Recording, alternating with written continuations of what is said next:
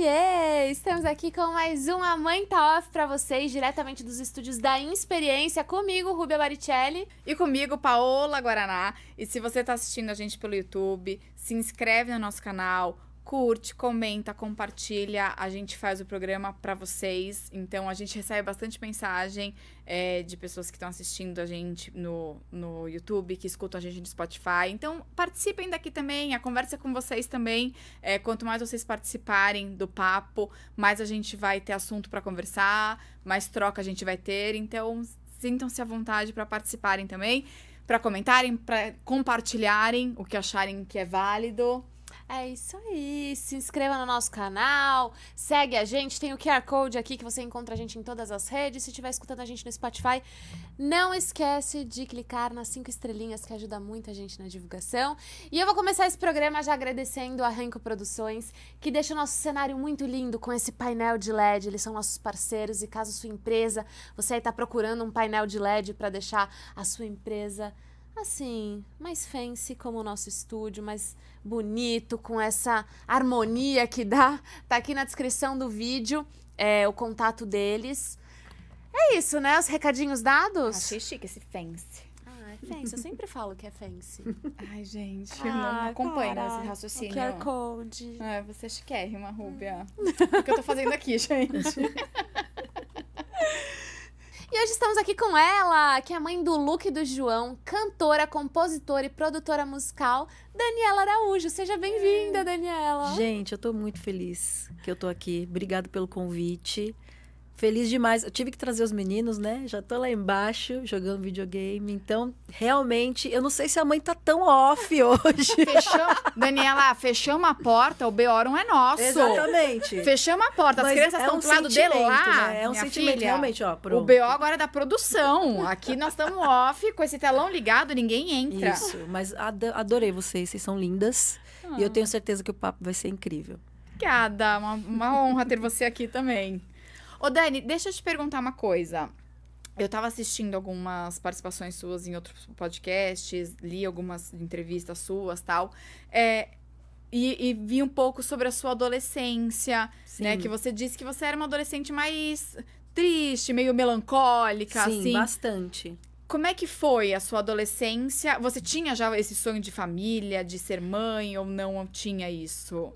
Como eu sou da igreja, né?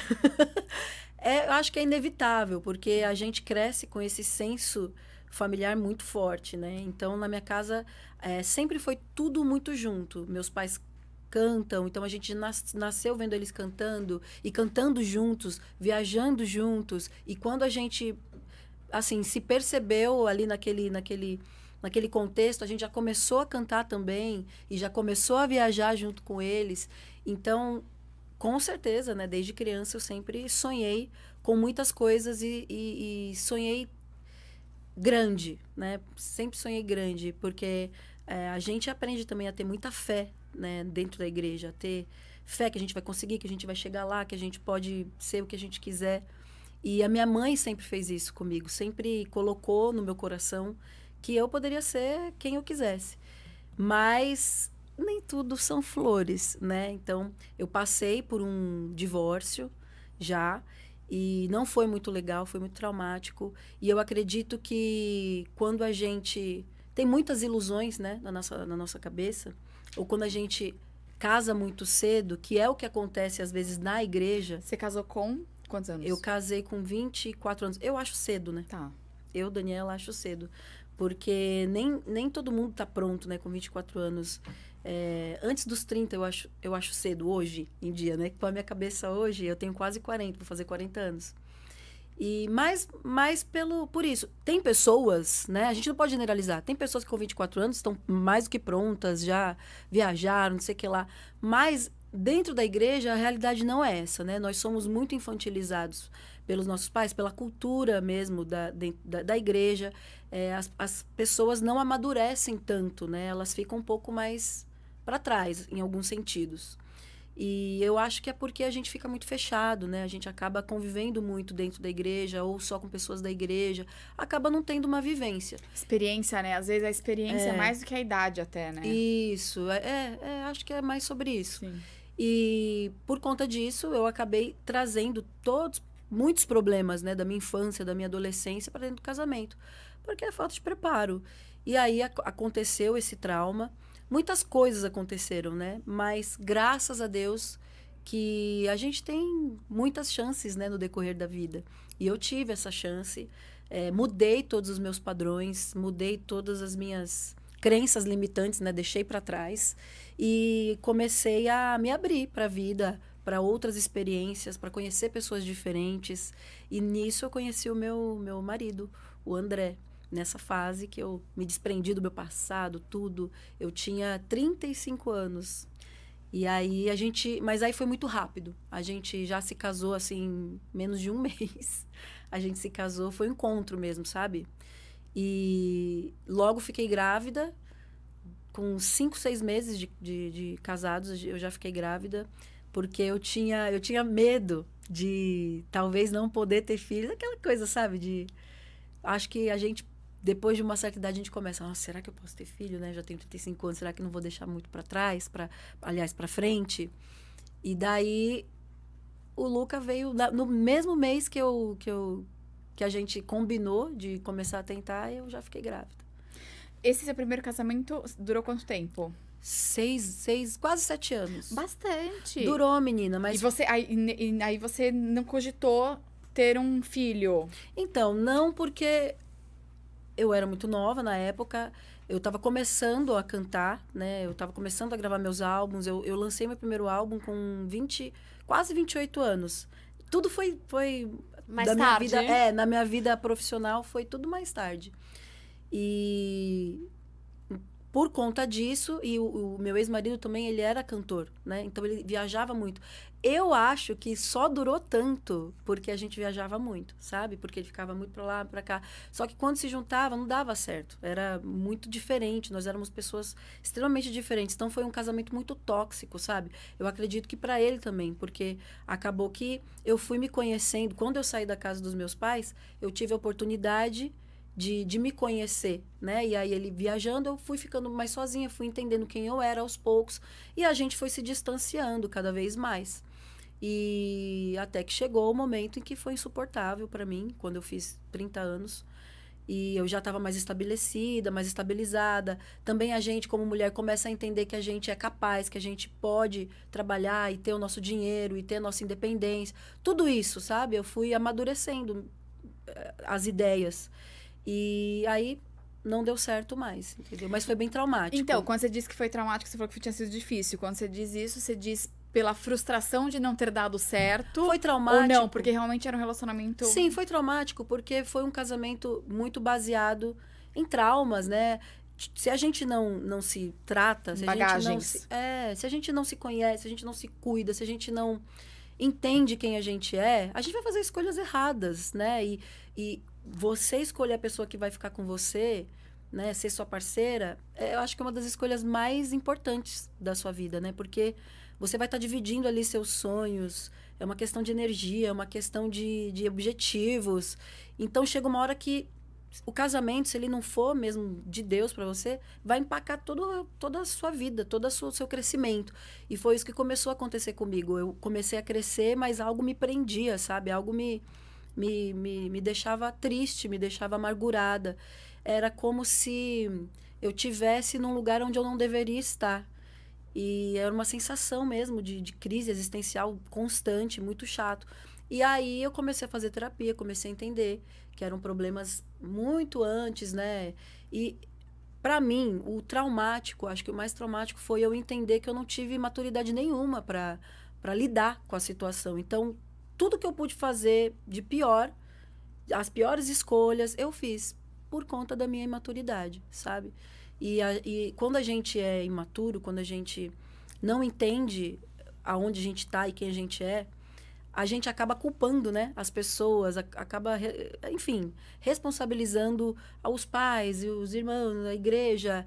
E isso foi acumulativo na minha vida, até que explodiu a bomba, né? E quem pagou o pato, no final das contas, fui eu. Né? Eu não sei se você chegou a ver, né? Porque daí eu me divorciei, acabei me revoltando contra o sistema, me envolvendo com drogas e até que eu conheci alguém tão tóxico quanto eu estava no momento, que me expôs na internet e que acabou, assim, me trazendo muitos problemas psicológicos, traumas, que até hoje eu tenho que, né, de vez em quando revisitar e ressignificar para poder continuar a minha vida e trabalhar naquilo que eu gosto, né? Porque em algum momento eu até perdi a vontade, não só de viver, né? Que a gente começa a se colocar tão para baixo quando acontece esse tipo de coisa. Imagina você, como mulher, ser exposta, né? Tipo, ser exposta como drogada, como uma mulher que não valia nada.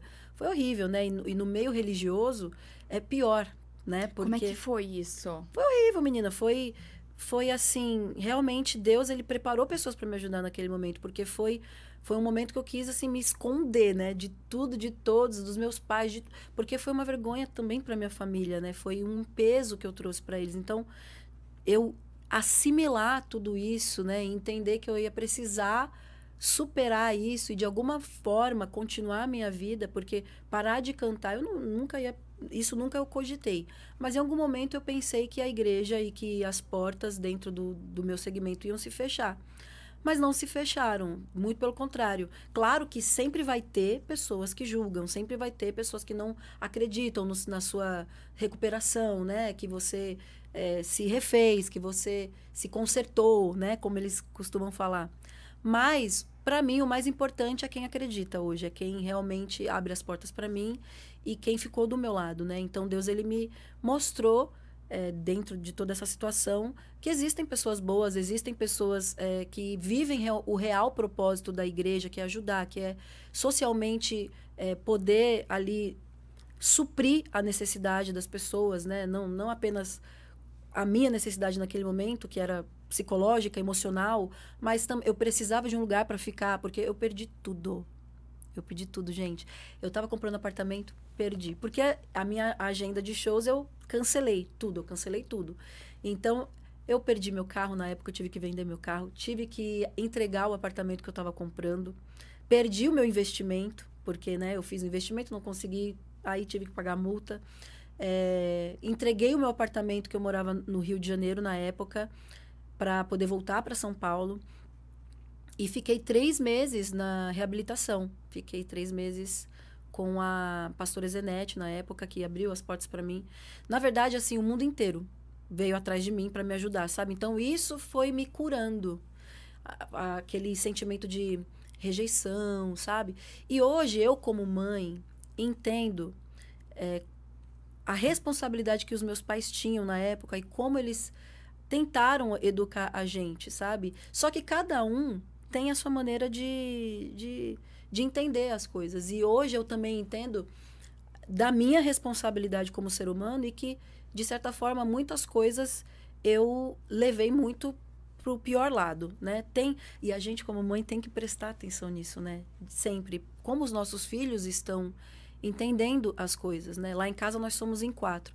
Então, cada um precisava de um método, né? Não é o mesmo método para 4 pessoas totalmente diferentes. Então, como os meus pais viajavam muito, a gente ficava muito com os meus avós.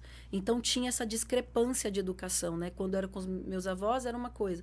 Quando era com os meus pais, era outra coisa. Então, a gente tinha a sensação de que os nossos pais não conheciam muito a gente, né? Não tinham muita intimidade.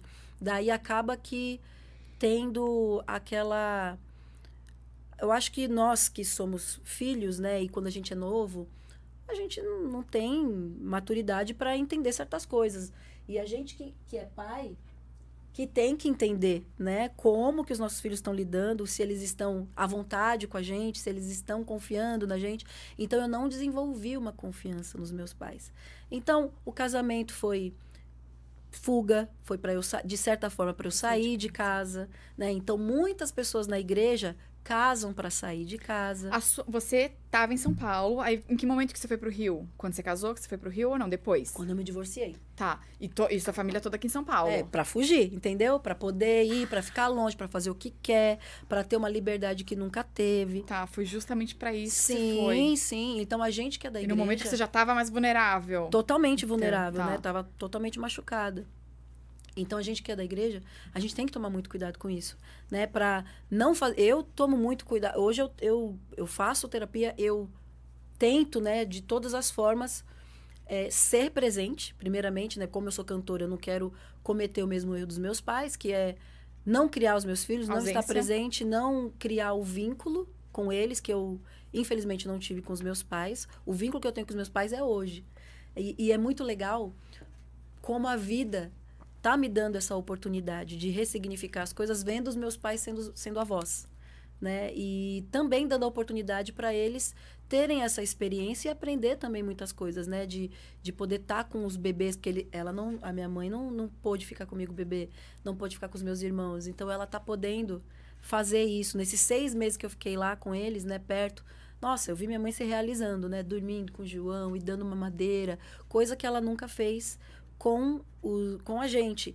E eu entendo também hoje, como mãe, a necessidade deles, né, de antigamente, de viajar, de poder dar o melhor para nós, de fazer, de errar, achando que estava acertando, né?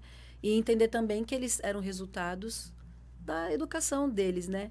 Só que hoje eu quero quebrar, eu quero não, mas eu sei que eu já estou quebrando o ciclo, né? O ciclo da violência, o ciclo da ausência, da rigidez, né? De querer criar os nossos filhos fechados ali numa redoma só por conta da religião. Eu não quero isso para os meus filhos, né? Então, eu fico muito feliz, porque isso significa que eu tô conseguindo romper, né? Com mas é a consciência, coisas. né? Talvez Sim. consciência que teus pais também, obviamente, né? Não por mal, mas que eles não Não tiveram. tiveram. Sim. E essa...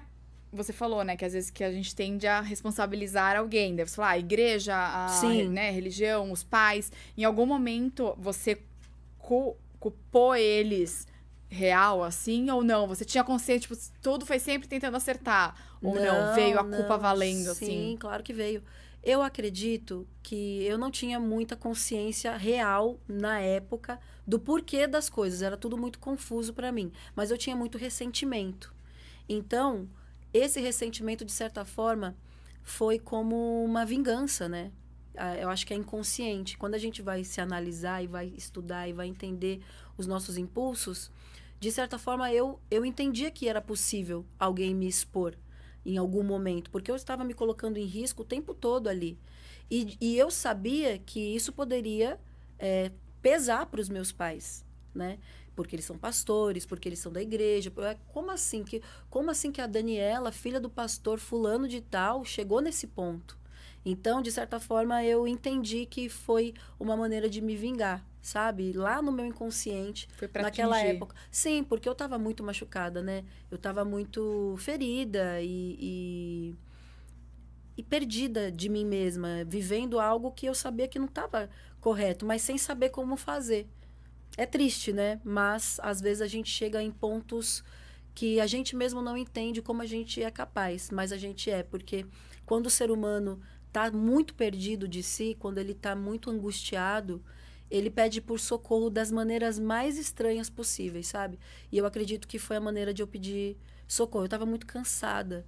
Eu estava cansada de cantar, estava cansada de não poder confiar nas pessoas, em ninguém, de ter um círculo onde eu entendia que muitas pessoas estavam perto de mim porque eu tinha um título, ou porque eu cantava, ou porque eu tinha alguma coisa para oferecer. Eu estava cansada de não ter verdade perto de mim, sabe? E eu acho que explodi. E agora, olhando para tudo, eu sei que Deus, ele permite certas coisas na nossa vida. E quando a gente entende isso da melhor maneira possível, quando a gente recebe esses ensinamentos, essas lições da vida da melhor maneira possível, tudo se reverte, sabe? Eu acredito nisso, que existem maldições que podem se tornar bênçãos. Então, tudo que aconteceu de ruim para mim, hoje foi um divisor de águas. Eu vejo que foi um divisor de águas, porque hoje eu posso ser eu mesma. Eu posso...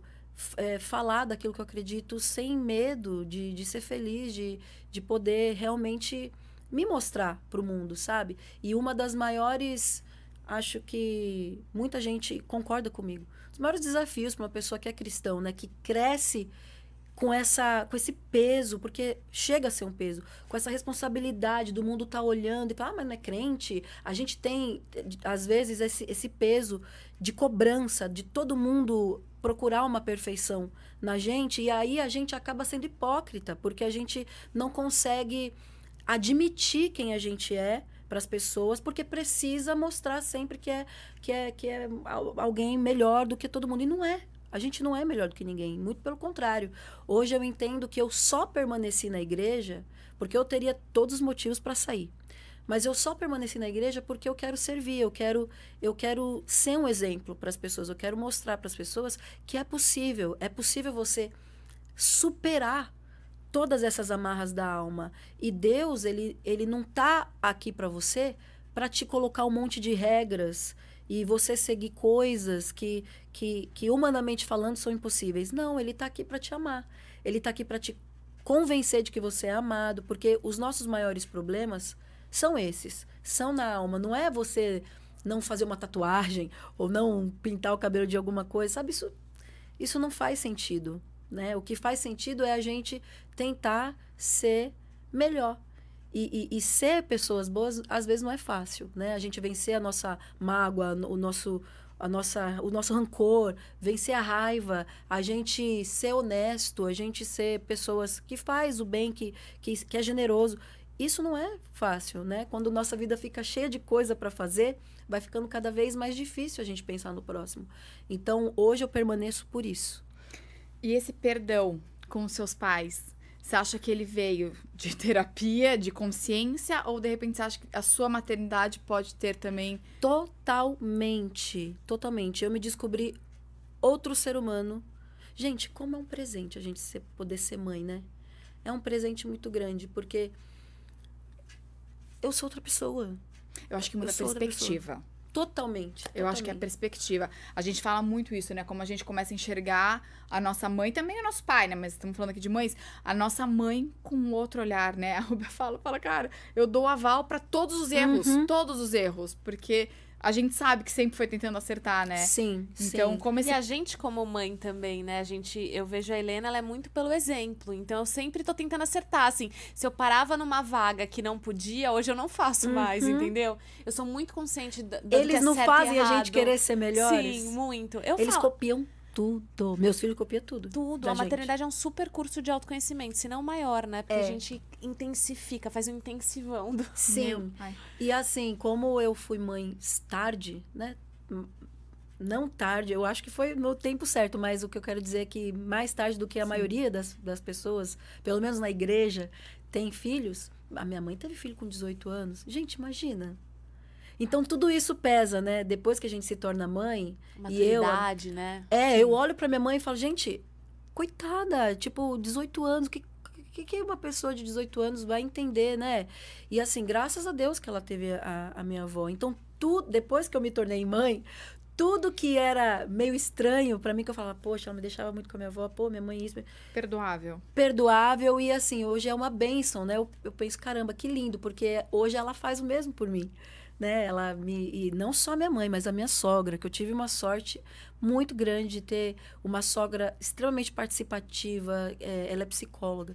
Então, ela me ajuda muito em relação a eles, a gente entender, né, como lidar melhor. É muito legal. Eu gosto muito dessa convivência. Eu queria saber... Desculpa. Não, pode falar. O André, ele veio depois dessa recuperação ou durante a recuperação? Depois. Tá. Aí você voltou pra São Paulo? Voltei para São Paulo, comecei a me tratar, entendi que eu tinha um problema mesmo de depressão, de ansiedade. Fiquei muito tempo... Deixa eu beber água que eu tô... Fiquei muito tempo tomando muitos remédios, né? Fazendo realmente um tratamento. O meu problema maior era mais maconha e cigarro. Aí eu usei um tempo cocaína, mas foi um tempo curto, né? Digamos assim. Eu fiquei, acho que 2 anos, 2 anos e meio, assim, nessa loucura para poder, na minha cabeça, né? Viver algo que eu não tinha vivido na adolescência, sabe? Como se tivesse ficado uma lacuna. É muito louco isso, né? Mas, assim, não valeu a pena. Se eu pudesse não ter vivido, porque assim, não me trouxe nada, sabe? De bom. Foi só trauma. Mas nessa época que você estava fazendo isso, você se recuperação. afastou... Na recuperação, você, tipo, antes... Ou não? Tá, na época que ela tava querendo se vingar. Tava querendo se vingar. Isso. Você nessa lacuna aí, nesse negócio que você tava preenchendo um Eu espaço pedia que pra você achou. parar, eu falava com meu irmão, eu falava, eu preciso parar de cantar, não tá dando certo. É isso que eu queria saber, sua É, profissão, não, a sua sim. família, a igreja, como Loucura, que foi? eu achava que eu tava, eu acho que era vingança mesmo, assim, sabe? De certa forma. Porque, o que acontece? A gente na igreja, a gente vê tanta coisa, e quando a gente não tem maturidade, a gente leva pro pessoal, né? A gente não consegue separar de que existem realmente muitas pessoas que estão na igreja que não são crentes, que estão ali, mas que não passaram por uma transformação, que não levam a vida espiritual a sério. Tem gente que está na igreja que não é pastor de verdade, que só quer usar a igreja realmente para ganhar dinheiro, para enganar as pessoas. Então, eu não tinha essa sabedoria, sabe? De separar, falar, não, peraí, mas tem as pessoas que realmente são sinceras e tem as que estão na bagunça, que estão levando aí. E aquilo me fez ser pior, né? Do que essas pessoas. É o que a gente está falando, é o exemplo, né? Que a gente tem. Então, parece que eu peguei tudo aqui e falei, fulano é assim, ciclano é assim, beltrano é assim. Aquele lance de você querer também responsabilizar as pessoas, tirar um pouquinho, né? Das suas costas e responsabilizar até o diabo, né? Nessas horas, o diabo, ele faz tudo, né? Não fui eu, é o diabo. Então, eu acho que é uma bagunça muito grande que a gente fica, sabe? Se a gente não toma cuidado, se a gente não procura realmente entender que Deus ele está além da religião, né? Que a igreja é uma porta para você conhecer a Deus, para você ter a oportunidade ali de ter ensinamento, sabe? Eu vou numa igreja hoje que é maravilhoso. Todo domingo eu ouço uma palavra que me desafia a ser uma pessoa melhor, sabe? Realmente existem essas igrejas. Não são muitas, mas existem. E eu acho que se eu tivesse parado, né? Talvez, se eu tivesse realmente levado a sério a minha voz interior na época, talvez eu não teria chegado no extremo. Mas existiam muitas coisas externas que me impediam. Eram pessoas que dependiam de mim, né? Então, mas a banda, como é que você vai fazer com a banda? Você vai parar e aí a banda vai ficar na mão. Fulano depende de você e a sua produtora. É tanta coisa, gente. E são muitas camadas também, até Sim. psíquicas, né? De tudo que você viveu. E o André, ele entra nessa história... Eu já estava zen, já estava bem. Eu já tinha... Isso aconteceu em 2017, quando eu fui para a Estância. Eu conheci o André em 2019. No final de 2019. Eu fui para a Estância em 2017, no final, e conheci ele no final de 2019. Então, ainda rolaram muitas coisas, sabe? Tipo, porque não foi de uma hora para outra que eu fiquei bem. Foi um processo. Aí eu me envolvi com uma outra pessoa que também me fez super mal. Daí depois eu descobri que essa pessoa tinha me traído pra caramba. Aí aquilo mexeu com a minha cabeça, porque eu me vi com 35 anos, super confusa, num lugar onde eu não queria estar. Aí, nesse momento, quando o meu ego foi ferido de certa forma, eu encerrei e falei para Deus, falei, Senhor, não quero mais me envolver com pessoas que eu acho que são boas para mim. Porque eu era aquele tipo de mulher que eu que chegava, eu que procurava a pessoa. E aí eu entendi que eu tinha meio que o dedo podre, sabe? De verdade. Porque a gente... Critérios duvidosos. Um pouco duvidoso. Porque, assim, se a gente tem um padrão meio ruim de infância, né? De abuso, de agressão, de ausência de paz, isso daí vai determinar muito a nossa escolha em relação aos nossos parceiros.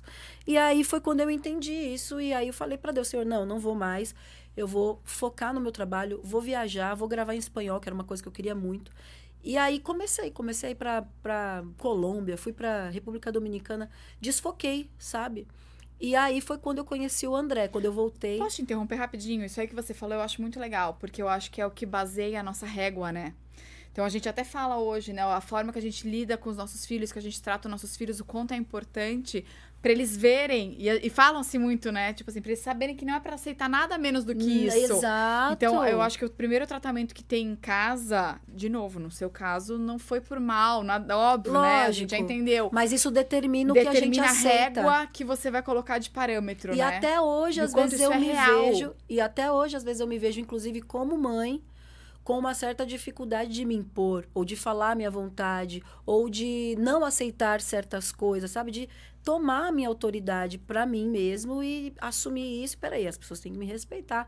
Eu sou a mãe, eu sou a esposa, eu sou mulher, eu preciso de respeito, exijo. E a gente precisa estar sempre trabalhando isso. trabalhando isso. É difícil. E a infância desculpa. é muito maluca, porque é isso, né? É um chão que a gente pisa. Eu adoro essa frase Sim. da Lia, eu não sei o sobrenome dela, mas é a infância que a gente pisa a vida toda. Ela reverbera pro resto da Pro vida, resto da vida. né? Pro resto da vida. Mas assim... Você tava falando do André. Não, mas Ah, esses tá. dias... Eu vou voltar a falar. Esses te dias... interrompi. Esses dias eu vi uma trendzinha que, nossa, isso me marcou e vira e mexe eu procuro me lembrar da Dani pequenininha. Porque quando a gente pensa na gente pequenininha, criança, acho que a gente ressignifica muita coisa, porque a gente quer deixar aquela criança feliz. Então, às vezes, quando eu fico triste ou quando eu fico me sentindo muito desafiada por alguns objetivos que eu quero alcançar, eu penso na Dani pequenininha e falo, não, ela merece, sabe? Ela merece ficar feliz, ela merece ser amada, ela merece ser cuidada. E hoje a Dani tá com o André, feliz da vida, com o Luca, com o João. E isso me deixa muito realizado, mas eu vou contar como foi. Aí, nessa época que eu comecei a viajar e terminei esse relacionamento, eu comecei a produzir minhas músicas em espanhol e o meu irmão foi para os Estados Unidos, foi morar nos Estados Unidos. E eu precisei de alguém para me ajudar no processo de gravação dos meus álbuns que eu estava produzindo. E aí entrou o André. Eu conhecia o trabalho dele através de outros trabalhos que eu ouvia e tal, e admirava muito. Aí, até ele me dar uma trégua, foi difícil, porque eu, na verdade, em nenhum momento eu fui atrás dele por interesse pessoal. Foi mesmo pelo profissional. Mas ele demorou a me retornar e eu queria muito ter uma sessão com ele. Quando ele me retornou, eu já tinha voltado de viagem e a gente começou a trabalhar. Mas ele nunca me deu, assim, sinais de que ele tinha interesse ou coisas do tipo, sabe? Aí, depois de uns 3, 4 meses que a gente estava trabalhando, um amigo nosso toca com o Matuê. Aí eu falei, ô Nox, me avisa, né? Quando o Matuê estiver tocando em São Paulo, pra eu ir assistir e tal, quero ver você tocando. Aí ele me avisou e falou, chama o André. Aí eu chamei o André. Aí nesse show que a gente foi juntos, eu percebi que talvez eu teria alguma chance ali, que ele gostava de mim. Aí, depois desse show, a gente começou a conversar. Eu me lembro que eu fui para Israel. Eu tinha uma viagem marcada para Israel. E aí, nessa viagem, a gente ficou conversando. Aí eu fui orando, pedindo sinais. Falei, Senhor, me mostra, vai, se ele é realmente uma pessoa que eu posso investir. Porque eu também já estava meio cansada. E aí, ele foi me dando uns sinais. Aí, quando eu voltei, a gente já começou a namorar. Aí, deu, sei lá, 15 dias. Eu falei, eu não quero ficar namorando. Eu quero casar, quero constituir família. Se você quiser casar, bem. Se não, eu acho melhor não continuar, porque eu já tenho 35 anos, eu tô viajando, eu sou crente, sabe? Cristã, eu quero levar minha fé a sério agora, dessa vez. Não quero ficar bagunçando, sabe? E aí ele falou, então a gente vai casar. Aí a gente conversou com os meus pais. E engraçado que o André foi o primeiro pretendente meu que minha mãe gostou. Os outros, minha mãe sempre falava, ai, filha... Você merece coisa melhor. Você, poxa, poderia esperar um pouco mais. E a gente detesta quando a nossa mãe fala, né? Mas a nossa mãe sempre tem razão. Sábia. E foi assim.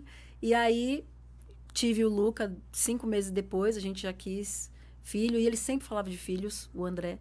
Então, ele é um pai muito participativo, sabe? É uma delícia ser mãe com ele. Porque ele faz o papel dele, ele gosta de estar com ele, com os bebês amam, a gente brinca muito com os bebês.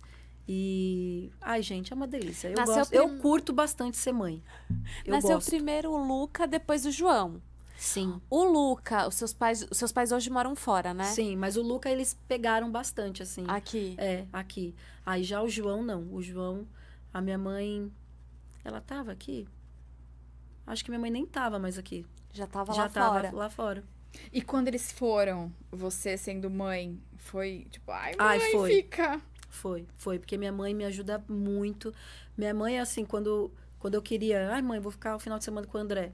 Deixa com ela 2 dias seguidos. E os meninos, eu sei que vão ficar bem. Alimentação, tudo, vai brincar, vai, sabe? Sim, foi uma adaptação sem ela.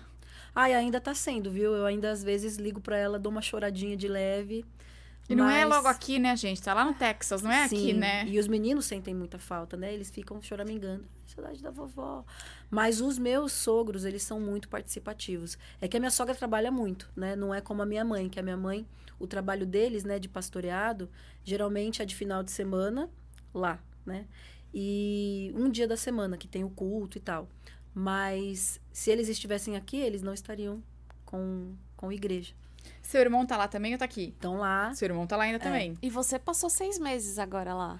menina, fiquei gravando, voltei com 2 projetos praticamente assim, organizados, digamos, né? Porque a minha dificuldade maior para gravar, além do meu irmão estar lá, é o ócio criativo que eu não tenho aqui para poder criar, para poder compor.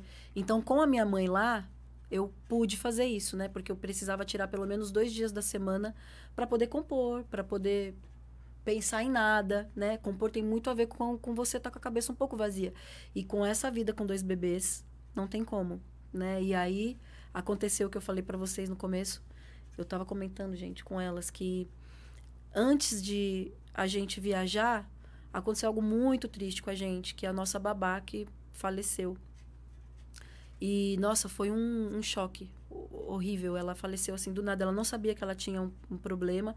E aí ela passou mal. Em poucos dias a gente teve que enterrar ela. Aí foi muito triste. E o Luca, para entender essa falta, entender o que é a morte, gente, foi tão desgastante. E em casa, né? Sim, ela morreu assim praticamente na frente dos meus filhos. E, claro, a gente não levou eles no enterro, mas até ele entender que a tia Cida não estava mais dodói, que ela tinha virado estrelinha, né? A gente falou que ela virou estrelinha. Aí ele começou a conversar com ela.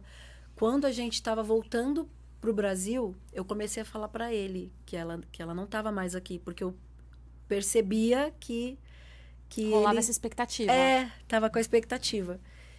E aí teve um dia que ele falou, vou falar com a tia Cida. Aí ele começou, tia Cida, eu tô muito bavo, porque eu tô voltando pro Brasil e eu não vou te ver, porque você ficou dodói. Aí eu falei pra ele assim, filho, você quer brincar de tia Cida? Eu vou ser a tia Cida e daí você fala tudo que você quiser pra tia Cida. Gente, sério, nesse dia eu chorei muito, porque ele olhou pra mim, sabe? Como se ele estivesse vendo a tia Cida mesmo. Como criança tem esse lado lúdico, assim, forte. De repente ele me abraçou, falou que tava morrendo de saudade de mim, né? Da tia Cida. E, enfim. Ai, não quero ficar falando disso. Mas é engraçado quando a gente tem, né? 2 bebês e passa por esse tipo de trauma. Cuidado que a gente tem que ter, né? E a sensibilidade para poder entrar no universo deles, para eles entenderem, para eles passarem por isso da maneira menos traumática possível. Mas foi muito bom a gente ter saído daqui, inclusive por conta disso, e ficado, né, um pouco lá fora para poder também esquecer um pouco disso e trabalhar com mais tranquilidade. Foi muito bom. O seu irmão é produtor musical também. Sim. E aí você tentou ter o Luca ou o João lá que você queria? Menina, essa foi história? o João, gente, que loucura. Eu queria muito ter o João lá fora. Na verdade, em 2022, quando eu descobri que eu estava grávida, eu comecei a fazer esse planejamento para ir estudar lá fora. Só que acabou que no finalzinho a escola achou muito arriscado eu começar o semestre com 8, 9 meses, né? Porque aí eu ia perder pelo menos um mês de aula. E daí, no finalzinho, quando estava tudo certo, eles recusaram a minha inscrição. Só que, mesmo assim, eu fiquei insistindo, tentando escola de inglês, coisas do tipo. Só que daí o meu marido ficou muito inseguro de me deixar ir, assim, tipo, no escuro. E aí eu não consegui esse sonho. Tem algumas profecias para mim de que eu ainda vou ter mais um. Eu não quero. Mas daí essas pessoas que falam que vai ser lá nos Estados Unidos. Então ainda tem chance de eu ter um filhinho americano. E você pensa em morar lá, assim? Ficar mais perto dos seus pais? Sim, imagina que eu não tenho ninguém mais aqui. É. Eu não tenho. Minha irmã Suelen mora em Londres, com a família. Aí o Jorginho foi o primeiro a ir lá pro Texas. Depois levou meu pai e minha mãe. Daí, por último, a minha irmã Ellen, a minha irmã mais velha, foi com o marido. E tá lá com os meus pais. Então, é assim, né? Fica uma lacuna, né? É meio estranho. Eu me sinto um pouco sozinha. Eu tenho muitos parentes aqui, eu até vi eles esses dias, porque eu coloquei uma fotinha no meu stories falando, ai, que saudade dos meus pais. Aí meus primos vieram, ai, a gente tá aqui. Família é tudo de bom, né, gente? Acolhedor, né? Família é tudo de bom. Aí meus primos vieram e me visitaram agora, nessa segunda, foi muito bom. Mas faz falta, né? Pai e mãe, a gente ter ali por perto, é uma segurança que a gente sente, é uma coisa psicológica, né? E quem sabe um dia, Vocês têm 4, então. sim. E todo esse processo que você passou, nenhum outro deles passou? Olha, Porque isso também é curioso, né? Você vê, é a mesma acho criação, os mesmos pais. sim. Eu acho assim, eu acho que eu fui num extremo, por conta do meu temperamento, né? Só que eu também percebo que eu tô rompendo em alguns sentidos. Porque eu fui nesse extremo e porque eu procurei outras alternativas. E me despi mesmo, sabe? De tudo de mim. Eu tive que fazer isso. Foi algo meio que... A vida me obrigou, né? Imagina você ser exposta pro Brasil inteiro e aí as pessoas ficam naquela expectativa. Então, eu me dispus a isso. Eu acredito que os meus irmãos, eles manifestaram de outras formas, sabe? Então, a Ellen, por exemplo, a Ellen hoje ela faz vários tratamentos, ela tem ansiedade, insônia. Então, eu percebo outras coisas, né? A minha outra irmã também tem outras manifestações ela acabou ficando um pouco para dentro e abriu mão de algumas coisas que ela quis muito. Então, você vê nisso, entendeu? Resquícios todos têm, Cada cada um um manifestou de um jeito cada um diferente. manifestou de uma outra forma, sim. E essa experiência toda que você teve, né? Você até falou disso, da importância do observar os filhos, não sei o quê. O que que você traz disso para sua maternidade hoje, sabe? O que Acho você fica que extremamente atenta, esses a cuidados? principalmente a questão da agressão. Porque como eu fui uma criança que apanhou muito, eu acho que a nossa geração, né? Eu tenho 40 anos, então a geração ali dos anos 80, 90, que, né, que foi criança nos anos 80, 90, principalmente anos 80, apanhou muito, era uma coisa normal. Todas as pessoas da minha idade apanharam muito. A gente tem muitas sequelas por conta disso. Então, eu presto muita atenção, porque às vezes eu fico com raiva e me vem o impulso de querer bater. Então, isso é uma coisa que eu tenho muito orgulho de saber que eu não estou continuando esse processo, esse padrão de comportamento, principalmente. E eu não preciso prestar tanta atenção nisso, mas eu também não sou ausente, né? Eu não sou uma mãe ausente, como os meus pais foram. E só que isso para mim não é uma coisa que eu preciso, é uma coisa que já vem mais natural de mim. Eu me descobri uma mãe muito coruja. Sabe aquela mãe que gosta de ficar lambendo as crias? Então, eu sou esse tipo. Eu gosto de ficar, eu largo tudo pra eu ficar com eles. Eu gosto de brincar com eles. Eu acho que eu tenho um lado meio criança, sabe? Meio... Que talvez por conta de eu ter trabalhado desde criança, né? Eu sempre trabalhei, eu sempre cantei. Então, eu tive uma infância que... A minha infância foi um pouco roubada, assim que fala, né? Tá. Então, hoje eu sou criança, né? Então, eu jogo videogame com eles, eu brinco de pega-pega, eu brinco de esconde-esconde. Eu realmente me divirto brincando de massinha, dessas coisas. Então, eu gosto. Por exemplo, quando eu sair daqui, eu vou brincar com eles, a gente vai passear. Então, eu amo essa vida, sabe? De mãe, de poder proporcionar isso para os meus filhos e do meu trabalho também me proporcionar isso, né? Porque eu canto de final de semana, geralmente. Então, eu posso ficar a semana toda com eles. E esse processo dos Estados Unidos foi bom também porque eu me acostumei de novo a ficar com eles, né? Sem a babá. A minha mãe me ajudava, sim, mas ela também tinha várias coisas para fazer. Então, a gente ficava ali juntos e eu me acostumei novamente a assumir 100% toda a rotina deles. Esses 6 meses que vocês passaram lá, vocês ficaram na casa dos seus pais? Não. Não. Foram 3 meses num apartamento só para nós, lá na faculdade, a gente alugou. Só que daí, quando o André foi embora, ia ficar difícil para eu gravar e ficar com os meninos sozinha. Tá. Aí eu fui para casa da minha mãe. Aí a gente 2 vezes na semana eu ia para Dallas, né, de carro. E aí ela me ajudava mais nesses dias. Só que nos outros dias eu ficava na casa dela, mas eu que ficava com os meninos. Só que maravilhoso, né? Porque tem a comidinha da mãe, aí ela ajudava no banho, ajudava na companhia, a gente ia no parque. Foi bem tranquilo, foi gostoso. que daí lá você tinha apoio para outras coisas, né? Que isso também é uma coisa que a gente fala aqui. A maternidade, ela é pesada. Ela cansa, ela dá trabalho e tal.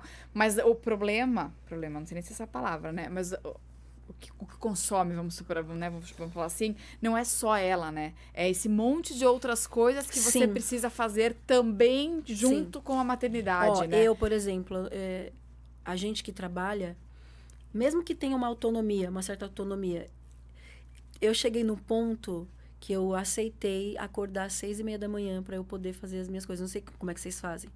Mas se eu não acordo 6:30 da manhã, eu não tenho tempo para poder fazer minhas aulas. Eu faço aula de inglês, faço aula de espanhol. Qual que é a hora que eu vou fazer aula? A hora que eles estão dormindo. Então, eu faço aula de espanhol, de inglês, eu treino de manhã. Tudo tem que ser antes das 9. Treino, aulas, qualquer coisa, terapia. Eu marco tudo para esse horário, mas é maravilhoso, sabe? Porque aí é um tempo que eu tenho para mim. Eu percebo que quando eu acordo mais tarde, né? Digamos, aconteceu alguma coisa no dia anterior, aí eu não consegui acordar. Acordei 8:30. Eu já fico mais estressada, já fico, sabe? Me sinto sobrecarregada. Então, é importante a gente aceitar a nossa situação. A nossa realidade. A nossa realidade. E entender que a maternidade é um trabalho. Entendeu? Não é brincadeira, não é hobby e tal. Você pode se divertir? Pode. Mas hoje eu encaro como um trabalho seríssimo, sabe? Eu quero que os meus filhos sejam excepcionais. Então, eu tenho que ser uma mãe excepcional. E eu falo pro André também que ele tem que ser um pai excepcional, né? Porque às vezes fala, mas fulano, nada de fulano.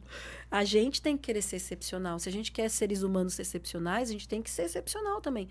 E é o que você falou, é um curso de autoconhecimento, né? E assim, um convite para a gente ser realmente pessoas muito melhores. Eu sou muito melhor por causa do Luca e do João. Eu agradeço eles às vezes. Eu falo, filho, obrigada. Obrigada, porque a mamãe é tão mais feliz por causa de você. Eu descobri alegria nas pequenas coisas, sabe? A gente tem algumas coisinhas que a gente padronizou lá em casa, por exemplo. A gente acorda e fala, bom dia, alegria. Bom dia, hoje é um dia bom pra quê? Aí eu começo a perguntar pra eles, pra que o dia vai ser bom? Aí, geralmente, eles falam o que eles querem fazer, né? Aí o Luca começa a falar, hoje é dia bom pra ser feliz, pra brincar no shopping, pra poder comer coisas gostosas. Mas isso me trouxe um outro sentido, sabe? Ainda mais pra uma pessoa que cresceu num ambiente muito hostil, e, né, pra mim foi, e triste, né? Eu acordava triste, então eu ressignifiquei os meus dias, ressignifiquei tomar café, ressignifiquei acordar cedo, ressignifiquei brincar e ficar sem fazer nada com eles, sabe? Hoje eu não tenho essa sensação de muitas mães que às vezes pensam assim, ai, tô perdendo um monte de coisa porque eu tô com os meus filhos. Gente, não, é muito importante o que eu tô fazendo, sabe?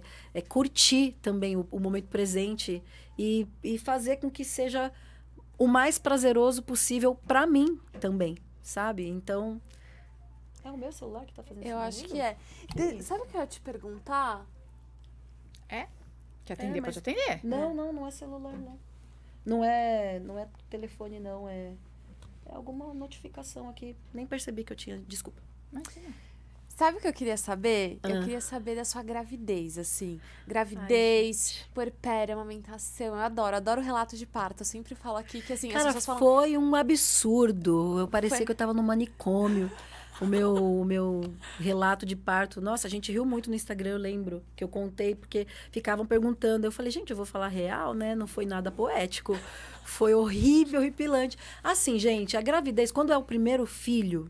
Se você não é uma grávida que vai passar muito mal, né? Tipo, que tem enjoo, aí tem aquela coisa de ser a primeira gravidez, né? Então, eu vivi muito disso na primeira gravidez, do sonho se tornando realidade de ser mãe. Então, eu acho que muita coisa passou batido.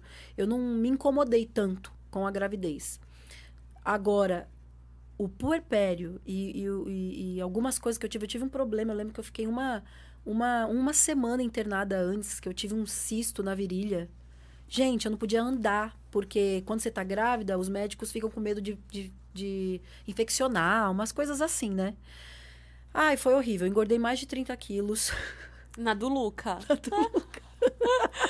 Primeiro filho, né? E pandemia, né? 2020. Então, tipo, todo mundo ficou parado e, enfim, não podia nem sair de casa.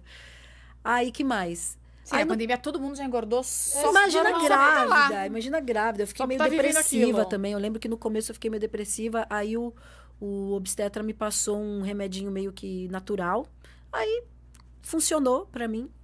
E tudo bem. O que realmente foi ruim foi o puerpério. Porque ainda mais quando é o primeiro filho, você não sabe muito bem o que você tá sentindo. Você não sabe como lidar com as pessoas, né? Aí, geralmente, as pessoas estão super empolgadas. Principalmente com aquela pessoa, né, pequena. Sim, e aí acorda, você fica com sono.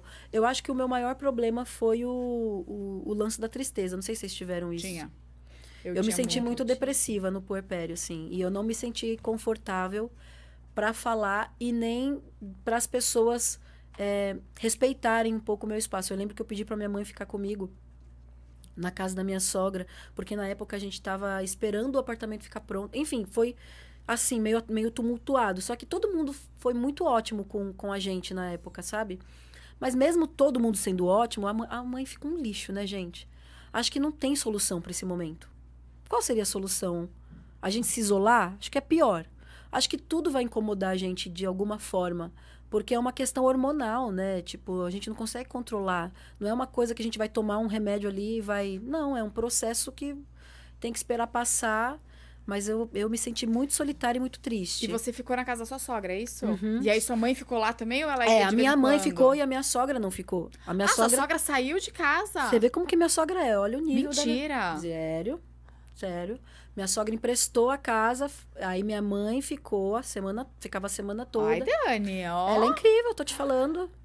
Incrível, incrível, incrível. E ela, assim, ela fazia de tudo pra me deixar bem. E foi sabe? ela que decidiu isso? Não, ela Ou vocês ofereceu. pediram? Não, ela ofereceu por quê? Porque eu morava, na época, eu morava numa kitnet. Uhum. Porque a gente se casou, aí compramos o apartamento, só que não ficou pronto ainda. A gente tinha que esperar. Aí morávamos numa kitnet. Não tinha como a gente ter o Luca na kitnet. E aí a minha sogra falou, então fica na minha casa, e daí depois vocês vão pro apartamento alugado. Aí a gente fez isso, a gente ficou o primeiro mês na casa dela, e aí depois na verdade eu morei depois em um hotel. Eu fui morar num, tipo, sabe esses hotéis meio Flat. kitnet? Um flat, É, né? um flat, que tinha diarista, que tinha... Um flat. Morei. Morei por os primeiros 5 meses do Luca, ele morou comigo no hotel. Tá, Luca nem teve, tipo, quartinho, então? Não, Nada disso? Nos primeiros meses, não. Só depois, só com 6 meses, mais ou menos, que aí a gente foi pro apartamento normal, até o nosso ficar pronto. Mas choquei na tua sogra, pera um pouquinho. Então, Né? mas e partiu dela? Tipo, entra Partiu e eu vou dela, ficar fora pra partiu você ter o dela. seu tempo aqui. Partiu Se dela, você quiser, você cara, traz sua mãe. como é legal quando a sogra é legal, cara. Porque a gente aprende, né? Tipo, eu aprendo muito com ela. Ela é uma referência pra mim. É a minha obrigação ser uma boa nora, entendeu? Porque ela faz de tudo pra ser legal comigo. E como ela é psicóloga, então ela tem muita sensibilidade. É verdade, ela é psicóloga. Entendeu? Quer dizer, ó, por exemplo, vou dar um exemplo. A minha sogra é um amor, ela é super fofa, adoro a minha sogra, mas ter esse tato, né? Tato. Até esse lance, não sei, talvez até meio de ciúme, tipo, eu também quero ficar com o nenê também é meu neto, eu também Não, quero ficar. nossa, Mas eu gente. sei que a sua mãe é mais importante pra você agora. Sim, Que tato sim. admirável da sua sogra. Sim, mas eu acho que ela tem também muita consciência do lugar dela, sabe? Eu acho que quando a sogra tem essa consciência, a mãe também tem que ter também essa consciência. Porque às vezes a sogra não passa do limite, mas a sua mãe vai passar. Sim. Entendeu? Aí você tem que ficar administrando ali. E em algum momento perde a mão. Porque, é neto. Entendeu? O neto, principalmente quando é o primeiro neto, né? A gente não pode nem julgar. Então, a nora também tem que ter maturidade. Eu atribuo isso porque eu sou mais velha, né? Eu já tenho 40 anos. Então, eu não tenho... Eu acho tão brega quando a gente tem problema com sogra, quando sogra tem problema. Eu acho feio, eu acho horroroso. Eu nunca quis isso pra mim, sabe? Tipo, de ter picuinha com... Até porque eu não tenho tempo pra picuinha. A minha cabeça, ela é tão cheia de coisa. Eu preciso fazer música, gente. Vocês não têm noção como é difícil você criar, você produzir, você ir pro estúdio, você tá... Eu não quero problema com a família, entendeu? A família, ela tem que somar, tem que ajudar. Se não pode ajudar também, não tem problema, sabe? É assim, a gente vai se ajeitando. Eu acho que teve 1 ou 2 vezes que eu não gostei de algo que a minha sogra fez, mas eu fui e falei pra ela. Porque, assim, as pessoas também não têm obrigação de entender o que tá passando na sua cabeça, como você é. E comigo foi muito rápido, né, em relação ao André. A gente já se conheceu, já se casou. A gente mal se conhecia.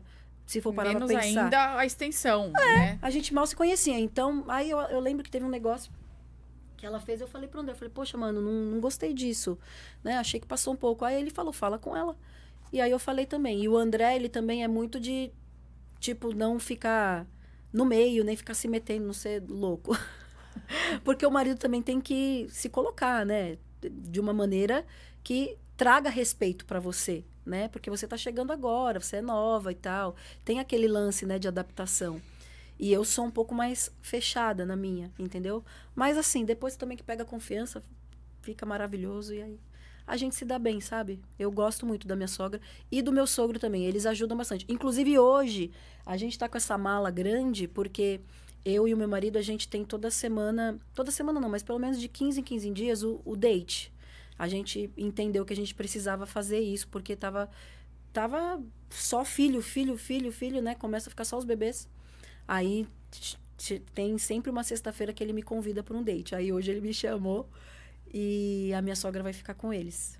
Aí eles dormem eles na dormem sogra. na Aí sogra, a Vale ela Night é se night vira. night, Aí ela completão. se vira e fala, não me ligue, não me ligue. A mãe tá off, né? A mãe hoje tá off A mãe mesmo. tá off. Ai, graças a Deus. Que dele, eu acho isso importantíssimo. Tô Sim. tentando convencer a Rúbia. A fazer o date? Eu tenho todo sábado, pra não falar todo. É, não é 90% todo. dos sábados à noite eu saio com meu marido. Ah, eu queria conseguir todo Eu sábado, não durmo, mas às vezes eu não posso. volto, porque eles ficam em casa. Meus filhos não dormem fora de casa. Ah. Então eles dormem, aí a babá vai pra casa, e são 3, né? Então, assim, Ai, como é isso? Me fala. Qual parte? Que seus filhos não dormem fora de casa. Porque eu tenho pra mim que, assim, só dorme na avó. Então, o Matheus... Só dorme na avó. Eu ó, não vou deixar meus filhos dormir na casa de ninguém. Então, ainda mais hoje em dia, né? Dani? Não dá. Ah, vai falar É que que os seus ainda louca, são que muito não sei o que lá, blá, pequenos. blá, blá. Mas Não eles vão dorme. chegar numa idade que vão Vão querer. querer, mas não vai assim, ter. Eu tenho uma sorte, Matheus, que não me escute. O Matheus é o meu mais velho. Os outros dois, o de 4 tá fora de cogitação, não vai... Calma, né? Segura a onda Sim. aí. Mas o de 7, 8, eu acho que até tem idade, assim. Só que eu tenho sorte que ele é super apegado. Tipo assim, ele não quer. Ele que não quer. Então Então, assim, acabou. Mas, ó, Tem você acampamento vê, né? da escola. Matheus, quer ir pra acampamento? Não quero. Ótimo, próximo. Mas pra Próximo você tópico, ver como entendeu? que é bom um vínculo assim, já estabelecido muito forte desde criança. Porque eles não queriam ir hoje. Também, pra minha sogra. Então você... Aí, quando tem isso, acho que não tem esse lance de ciúme. Porque você entende que eles já te colocam no seu lugar de mãe, entendeu? Sim, eles e não aí vão a te avó trocar. não vão me trocar, entendeu? Então não tem essa. Mas eu fico feliz quando eles falam, eu queria ficar com você. Dá aquele quentinho no coração. Sim. Não por ser sogra ou mãe ou Sim. lugar, mas porque você percebe que você está fazendo um bom trabalho, né? De criar esse vínculo forte que, por exemplo, eu não tive, mas a minha mãe também nunca deixou a gente dormir na casa de ninguém. E hoje eu agradeço a Deus, né? Porque ela viajava muito. Então eu imagino a insegurança da minha mãe, né? De falar para minha avó, mãe, não deixa, é só com a senhora, não deixa em lugar nenhum. E minha avó nunca permitiu. Nunca permitiu. Ai, infelizmente, hoje em dia, realmente... Mas você sabe que é um ponto que eu me questiono às vezes, né? A gente vai sempre se julgar, se questionar e achar que a gente tá... Mas é melhor assim do que daí a gente deixa, aí acontece alguma coisa... E aí a gente vai se culpar e o trauma do nosso filho tá estabelecido ali e vai ser pior. Mas tudo, quando é que foi? Essa semana eu fui no shopping com o Matheus. E é isso, o Matheus tem 8 anos. Sua mãe deixava você ir em excursão? Em excursão da escola, assim. Minha mãe não deixava, mas acampamento, o Isso que dorme, isso eu fui me mais... doía. Excursão. Imagina acampamento. Se excursão ela não deixava, imagina acampamento. Minha mãe não deixava. Mas a gente por viajava você ou muito. pelos demais? Pelos demais. Nunca era por nós. Sim. Ela sempre falava, filha, eu não confio. Desculpa, eu não confio nessas pessoas. Eu não conheço essas pessoas. Como que eu vou deixar Mas vocês? eu acho, Dani, que hoje é diferente. A minha mãe fala pra minha filha, pelo amor de Deus, essas crianças não dormem em lugar A minha nenhum. mãe também. Eu falo, mãe, mas eu dormia. Uhum. Mas só quem eu conhecia muito. É. Daí eu falei, sim, mãe, mas vai pegar Mas hoje. é. Hoje é pessoal próximo da família que é o perigo. Uhum. Pelo amor de Deus, os seus não dormem viu? fora. Não dorme na casa de tio, de tia, nada contra ninguém. Sim. Mas é por causa do meu cuidado com meus filhos e é isso, é inquestionável. Nem questiona. Mas eu tava dizendo, do shopping, por exemplo, é que você, a Helena, é menina, né? Mas você vai chegar nessa idade também. Do Luca, o Matheus tem 8. Eu tava E a no gente shopping. ensinar para o homem, o menino, tratar a menina direito, Também. ser legal, isso dá um trabalho, cara. Ah, mas aí... Porque é Dani, aí eu criança, sou né? polêmica. É criança, né? Por exemplo, o João, ele é do tipo que fica dando tapa, sabe? Ai, Esses dias deu um tapa na cara de uma menininha aí no shopping. Meu Deus, a mãe veio assim, com um ódio de mim. E aí, pra eu, né, falar com ele, falar pra ele pedir desculpa, aí chora, mas é muito pequeno, entende? Mas você tem que ensinar, entendeu? Mas, Dani, aí eu sou polêmica nessa parte. Eu acho que, cara, o respeito é mútuo. Eu tenho que ensinar os meus filhos a respeitarem as meninas. Mas as meninas também. Têm que respeitar meu filho, isso entendeu? sim, mas então, ninguém pode tratar meus filhos mal, Dani, não, né? imagina. Mas, Dani, porque você é mãe de 2 meninos, você vai ver que as coisas não são muito assim, não, sabe? Tipo, gente, polêmico, mas assim, você vai ver que tem 2 pesos e 2 medidas, sabe, nisso. Em que sentido? No sentido de, tipo assim, meninas são mais frágeis, então, tem que cuidar. Como é que você ensina seu filho a tratar as meninas? Brincadeira tem limite. Sim, aí quando você vai ver a fundo, a menina tava inserida naquela brincadeira também porque ela quis. Então, cara, vou dar um exemplo que depois a gente até corta, tá, gente, essa parte. Mas não, é sério, pra não dar B.O. Mas eu vou te dar um exemplo na escola. Ai, nossa, o Matheus fazendo muita brincadeira, não sei o que, com menina e tal. Fui num aniversário. Eu até gravei. Gente, você tinha que ver o jeito que as meninas puxavam o Matheus. Sim. E eu falo, cara, pera um pouquinho. Então, assim, desculpa, mas chega na tua casa e fala pra tua filha, você não pode brincar disso, porque você não vai aceitar. Não, tem umas meninas agressivas. Sim, então, agora a gente pode voltar. Até, tipo, porque é menina, né? Então pra mim o respeito é mútuo. Sabe? Eu era assim, quando eu era criança. Teve uma vez que... Nossa, faz muito sentido o que você falou. Porque teve uma vez que uma mãe veio falar comigo. Falou, pô, meu filho chega todo chutado. Porque eu era dessas de ficar brincando de bater. Porque é menina e o menino não vai bater de volta. Nunca mais eu bati em ninguém. Tá vendo como tem que ensinar a menina também? Né? Eu acho que, óbvio, acho que é indiscutível que a gente tem que ensinar os meninos, né? Mas eu peço também que as mães de meninas também eduquem bem as meninas pra elas também não maltratarem os meus filhos. São meus. Mas peraí, o que eu ia falar? Gente, já tava me desvirtuando. Eu tô tentando contar a história do shopping 3 vezes e não consegui. Conta a história do shopping. Então, e aí banheiro? Cara, o Matheus não vai entrar no banheiro masculino sozinho. Só que ele tem 8 anos. Ele não quer entrar no banheiro feminino.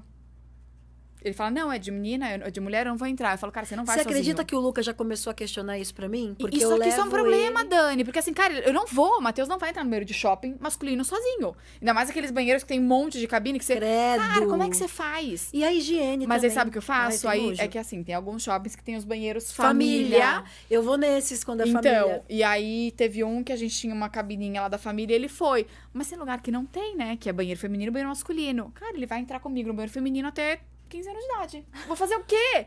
Sabe? É muito complicado, gente. A gente tá vivendo numa era dificílima. Mas, de novo, é que você não tem experiência com a Helena, né? Você vai com ela e pronto. Mas cada coisa, assim... Quantos anos tem a Helena? 8. Ai, gente, já tá grandão. Tá grande. Ela, Tá cara, grandona. super parceira, assim. Tá numa fase muito boa, sabe? Que não tem tanta essa demanda de atenção. Mas tem uns papos mais questionadores. Ai, As que fases legal. vão mudando, né? Sim. Eu queria perguntar também, sabe do quê? Da internação do João. Eu ia Ai, falar isso menina, também. Olha, gente, mudança de vida, viu? Pra mim. Foi mudança de vida. O que foi? Foi bronquiolite? Foi. Por isso que, gente, até os 3 meses de idade, não peçam pra visitar o bebê. Você que é vô, você que é vó. Se tiver gripado, não pegue o bebê. Porque o que aconteceu? Quem passou a gripe foi meu sogro. Ó, o pior de tudo, né? Cara, ele ficou tão mal, tão mal. Pensa como meu sogro ficou mal. Só que mudou totalmente o esquema da família, entendeu?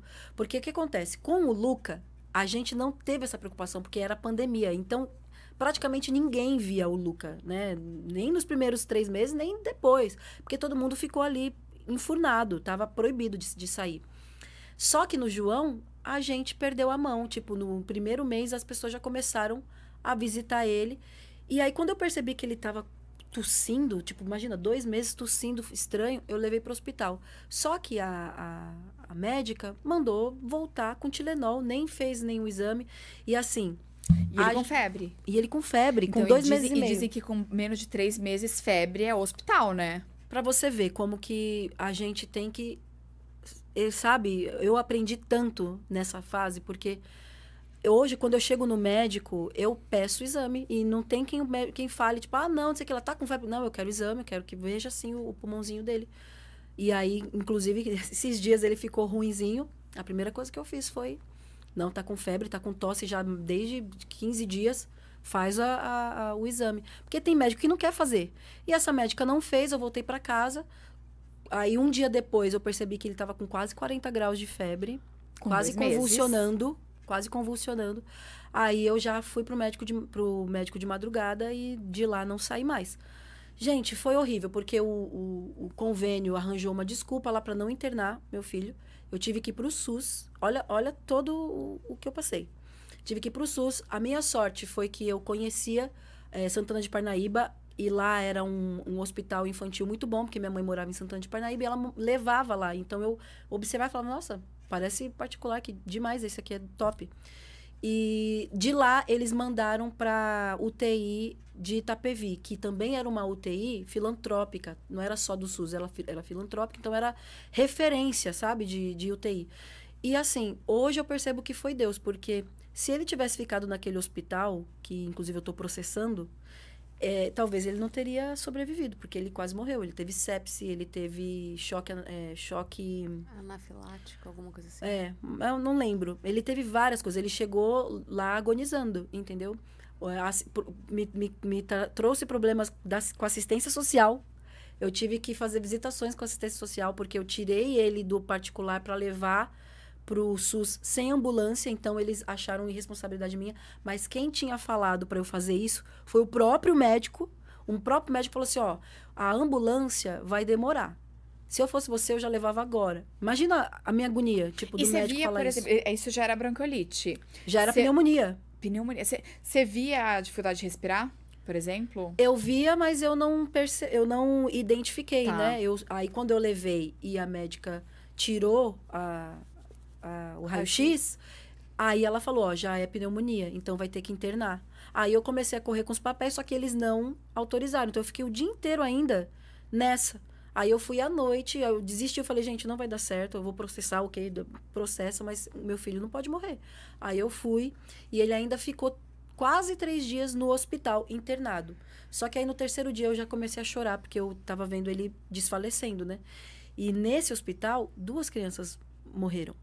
Tipo, no mesmo dia que o João foi pra UTI... Nesse de Itapevi? Nesse de Itapevi. Não, nesse de Santana de Parnaíba. Tá. Morreram porque não foram pra UTI a tempo. Eles tiveram parada cardiorrespiratória e perderam os bebês. Então, eu comecei a ficar agoniada vendo isso. Aí, eu comecei a falar com a médica. Por favor, interna na UTI. Aí, o médico já começou a procurar vaga. Na hora que conseguiu a vaga, eu já fui pra UTI. Aí, a médica falou, ó, já entubou. Entubamos já direto, porque ele tava com falta de ar, tava com a saturação muito baixa. E, assim, vamos dar uns 10 dias para ele tentar sair desse quadro gravíssimo. Aí fala, né? Elas falam que tá grave, que pode morrer, que não sei o que lá. Gente, foi um inferno, assim. Se não fosse o pastor me ajudando, me lembrando, assim, que eu era forte, eu não ia conseguir, sabe? Nessas horas é muito importante. E é isso que eu falo. A igreja, o papel da igreja é esse. Não é ficar falando coisas sem sentido, mas é te ajudar quando você precisa e dar para você o que você precisa, não o que eles acham que você precisa ouvir, sabe? Naquele momento eu precisava do quê? De ombro amigo, de apoio emocional. Foi isso que o meu pastor me deu, apoio emocional. Precisava de quê? Oração. Precisava de quê? Me lembrar que eu era cantora. Qual que é o meu maior triunfo? Cantar. Então eu vou cantar pro meu filho. Eu vou ficar 24 horas cantando pro meu filho. Então toda vez que vinha uma notícia ruim, não tá pegando aqui, vai ter que fazer não sei o que lá. Eu começava a cantar. Então aquilo amortecia, de certa forma, a minha mente e ia me trazendo paz, sabe? E no decorrer do processo, porque assim, foram altos e baixos. Gente, ele ficou 1 mês entubado. 1 mês. Ele entubou, estubou, aí piorou. Meu Deus. Piorou. Quando a mulher falou, vai ter que entubar de novo. Imagina a minha cabeça. Meu filho tá morrendo. Aí, depois que estubou, não ia embora a febre, porque ele tava ainda com infecção, né? Com a sepse. E assim, eu tentava não entender o que os médicos falavam, porque se você entende, você fica com aquele pânico, sabe? Só que no decorrer desse processo, muitas coisas aconteceram comigo e com meu marido, porque essas coisas aproximam a gente, né? Acho que quando acontece esse tipo de coisa de saúde com filhos, a gente acaba se unindo mais. Então, eu vejo que foi um divisor de águas para mim, inclusive em relação à saúde dos meus filhos, sabe? Tipo, em relação à alimentação, porque eu não era muito regrada comigo. Eu era regrada com eles, mas eu me permitia comer muitas coisas que hoje em dia eu não me permito mais. Porque eu vi muita gente morrendo ali, né, na UTI. Acho que a gente fica um pouco traumatizado até. Então, eu não como mais açúcar hoje, tipo, como, né, não tenho restrição, mas não faz parte da minha dieta, não dou pra ele coisas que eu sei que vai fazer mal. Sou bem mais firme, sou mais incisiva com as coisas em relação à educação deles. Tudo mudou. Não tem como a gente passar por isso e não. E esse não tempo mudar. todo você ficou no hospital junto com ele? E aí Eu o Luca fiquei. com o André. Eu fiquei, mas só depois. Porque ele ficou, ao todo, foram 54 dias de hospital. E Então, deixa só pra eu entender, como é que a UTI não é aquela UTI neonatal mais, né? É UTI... é UTI pediátrica. Tá, que daí é tipo quarto, ele fica tipo num quartinho quarto, dele, tá? Que é. foi como a Júlia também ficou, a minha filha mais ficou nova. num quartinho. Aquela UTI era incrível, era incrível. Tinha os mais graves, os gravíssimos, que ficavam na frente da enfermagem. Então, os que estão muito graves, eles deixam assim na frente dos médicos, entendeu? Porque tem que ficar vendo tudo, porque se na hora cai a saturação, se tem uma parada, eles vão ali na hora. O João ficou num quarto, com ele e mais um bebezinho. Tá, você ficou junto. É, fiquei com mais um bebezinho. Aí eu lembro que saiu um bebezinho, porque eu fiquei muito tempo, né? Então, ia e vinha vários bebês e eu ali permanecendo.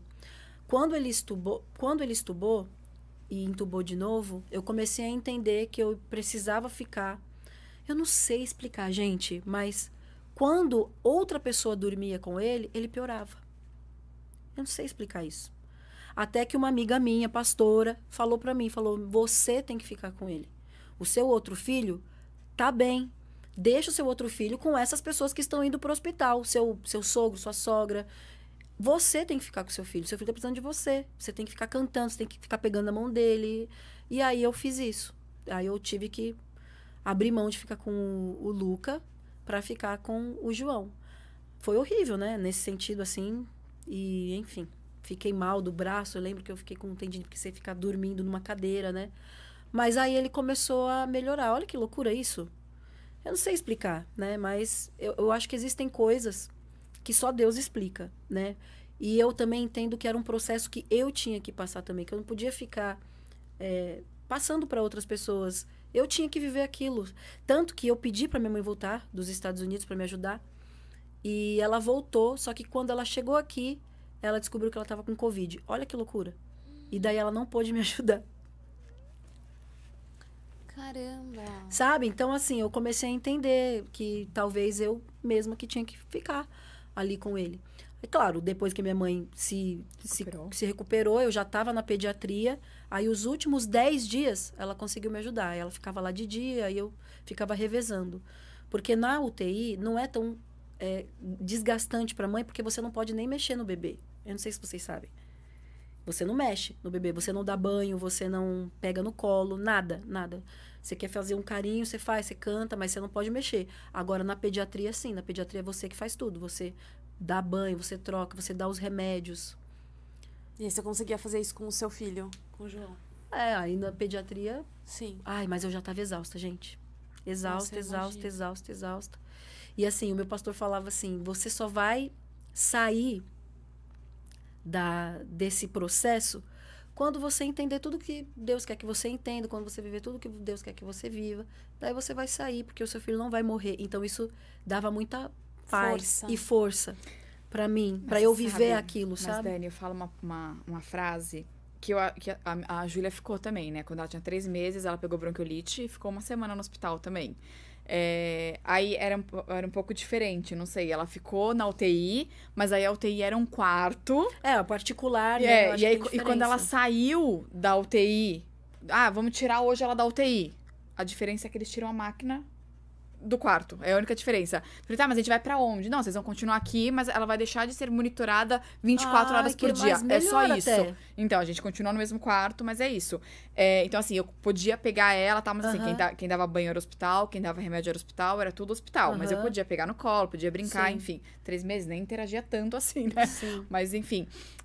Mas eu falo uma coisa que eu uso pra tudo na vida. Eu nunca tive dúvida de que ela ia ficar bem. Eu sempre tive O certeza. meu marido fala mas isso. o processo dói. Dói. O processo doía. E às vezes eu lembro que eu falava assim, era assim, tinha dias que eu acordava feliz da vida. Tinha dias que eu acordava assim, só chorava, só chorava.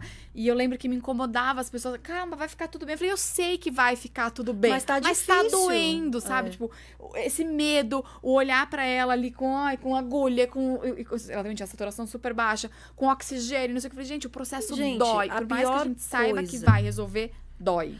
A pior coisa é você ver um filho seu numa situação que você não pode fazer nada, de vulnerabilidade, assim, de saúde. Imagina, você quer arrancar dele e colocar pra você, literalmente.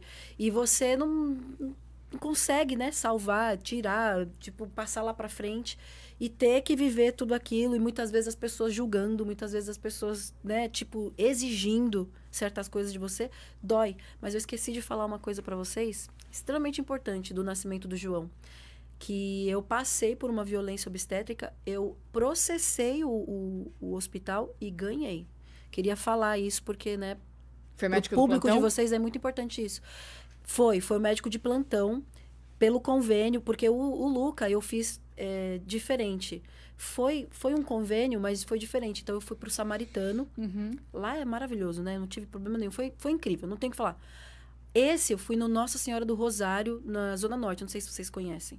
Enfim, fiz a visitação, achei bonito o hospital, pô, vai ser aqui. E detalhe, isso que mais me entristece, a equipe era toda de mulheres.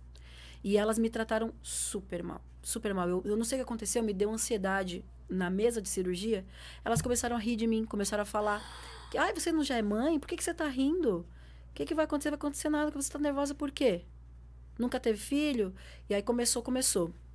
Além do que, teve uma que subiu em cima da minha barriga, né, para poder...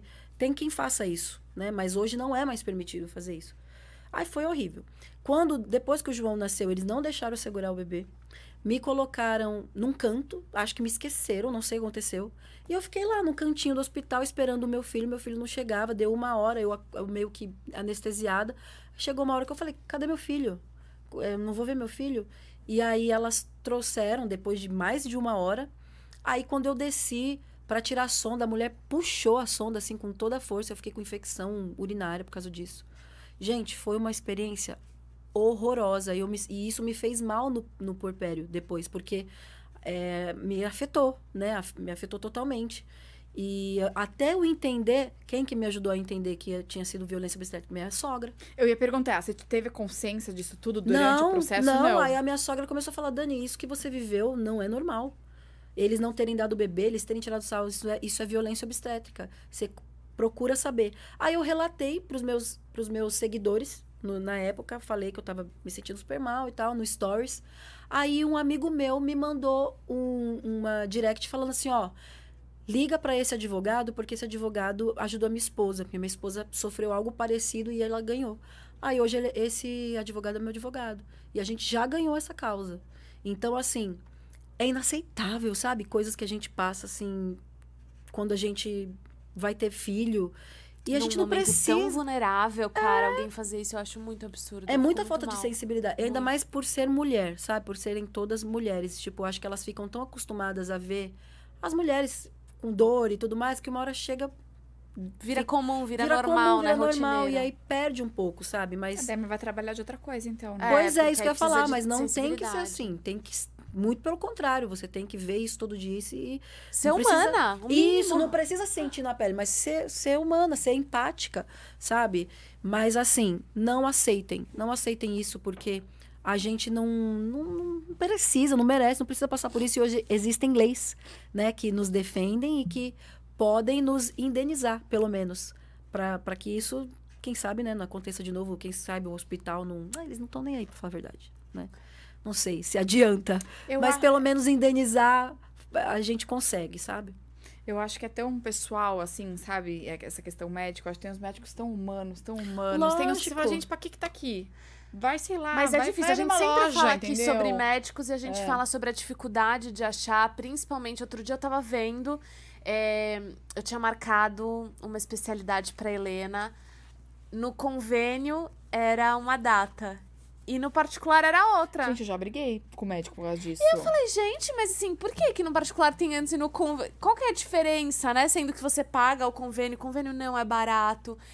Então, assim, é difícil achar bons médicos, mas é isso. E bons convênios, viu? Porque mesmo os convênios mais caros, já é a terceira vez que a gente tá mudando, pagando convênio mais caro. Cara, mas quanto mais eu faço isso, mais eu entendo que é tudo igual e são pouquíssimas as diferenças, sabe? Às vezes, é um hospital ali que atende e tal, mas os hospitais, eles baixaram muito o nível. Ó, eu fui no São Camilo, esse hospital que eu tô processando, que não quis internar o João, é um hospital bom, São Camilo, super famoso. E eles não estão nem aí, sabe? Eu acho que baixou muito o nível mesmo de médicos, porque existem médicos e médicos, né? Tem médico que tá ali que não tem talento. Assim como no meu ramo, no ramo de vocês. Tem gente que tá ali, mas não tem um chamado para aquilo. Pois é, tem que ter, né? Tem. Tem médico que tá ali porque tem dom e tem médico que Isso. tá ali, sei lá, por profissão mesmo, que de É, fato é uma dinheiro e profissão tal, que é uma profissão de sucesso e tal, né? E assim, é importantíssimo ter um psiquiatra, não, um pediatra. O filho de vocês tem pediatra? Tem. Pediatra Graças bom? a Deus. Nossa, eu também consegui um pediatra muito legal que acompanha eles desde criancinha, desde pequenininhos, bebezinhos. Nossa, ele faz muita diferença na minha vida, que qualquer hora que Que precisar, você ele tem... fala, ele medica, ele isso, aquilo, é caro, mas, gente, vale a Vale pena. cada Disponível, centavo, Vale né? cada E tá centavo. disponível o tempo É. todo. Vale cada centavo. A da Helena também, gente. É toda hora. Eu falo que eu sou péssima, que eu até descobri que não pode mandar mensagem à noite, que às vezes eu mando assim, Eu mando. pra ver amanhã. Só que eles vêm na hora. E aí eu fico tipo, ai, que vergonha. Eu mando. Quando eu tô muito preocupada, eu mando sim. Mando sim. Mas ele é ótimo. Ele é mais velho, assim. Passa, assim, uma... Credibilidade.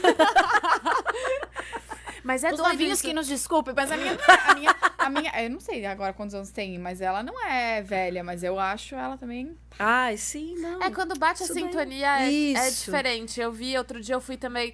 Eu sempre procuro plano de saúde. A gente entrou num papo amigas aqui.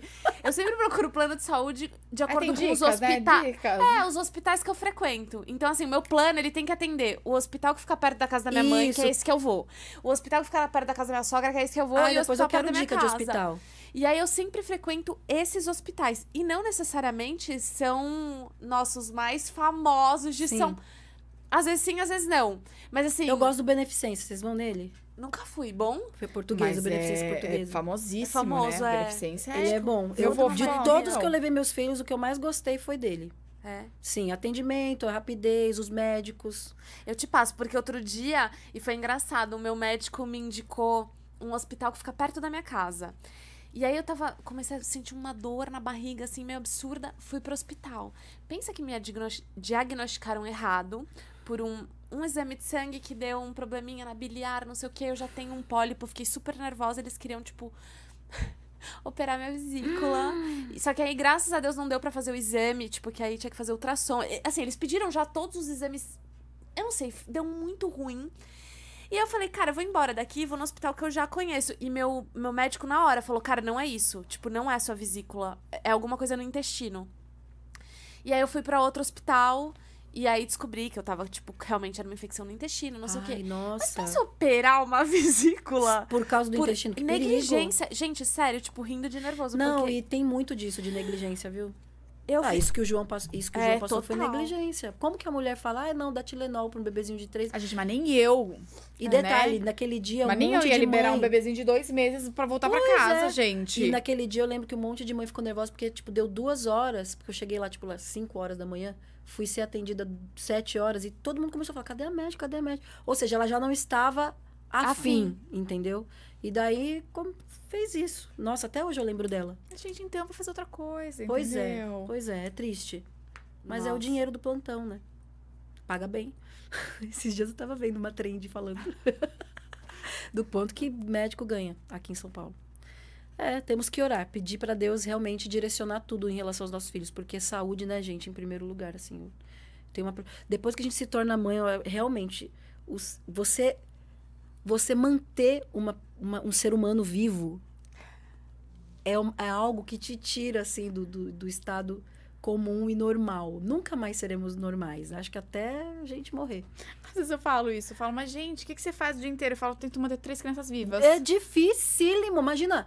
Porque cuidar da nossa saúde assim, própria já é difícil. Imagina você ficar tentando adivinhar o que uma pessoinha que nem sabe se expressar direito tem. E outra, e que tá fazendo o tempo todo merda pra tentar não se manter vivo. Isso, o tempo Tá se todo botando tá se em risco colocando o em dia risco. inteiro. É, Então, assim, o que isso você faz? Eu mesmo. tento manter 3 Isso crianças vivas que querem Menina, se teve um dia fazer que eu merda peguei toda hora. o João chupando o ralo do banheiro. Ele chupou o ralo lá nos Estados Unidos tem aquelas banheiras, né? Aí tem o ralo, e o ralo ele fica lá dentro.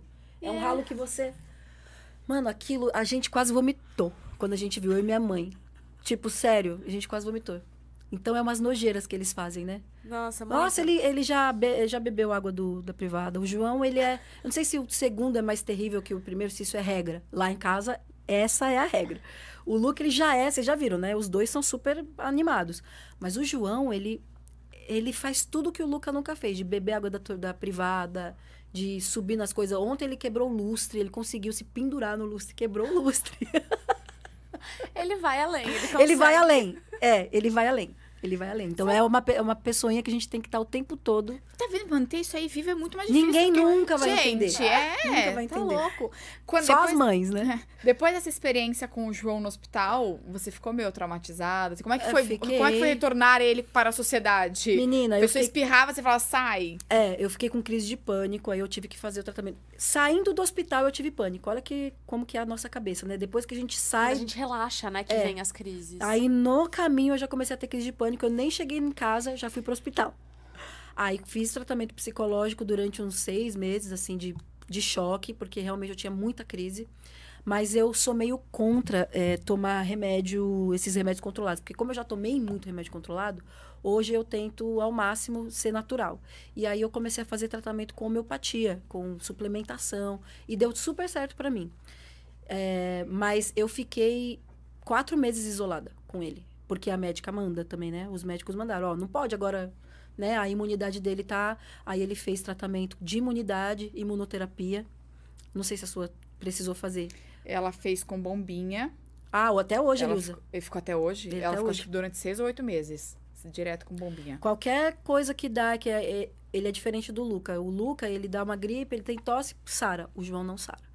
O João, ele desenvolve para além, e aí ele tem que sempre usar na bombinha. época a médica falou que criança que tem isso muito pequenininha, chiador. ela tem tendência a permanecer nesse padrão. A Júlia, por hora, não entrou nisso. Infelizmente. Mas ela falou que a chance maior de desenvolver esse padrão. O João, infelizmente. Mas agora tá bem. Acho que a maior dificuldade para mim foi... O Luca não ia pra escola ainda? Ele só vai pra escola agora. Tá. Ele vai pra escola porque agora. Foi um negócio que eu tive, né? O Matheus, que era mais velho, já ia pra escola e o Aí Lucas traz também. todas as doenças. Eu cheguei em casa e falei, ninguém mais vai pra escola. Só que o Matheus já tinha 5 anos. 5 e pouquinho. aqui é obrigado, Não, né? aí meu marido falou, como é que não vai? Eu falei, ninguém mais vai pra escola nessa casa. Esquece.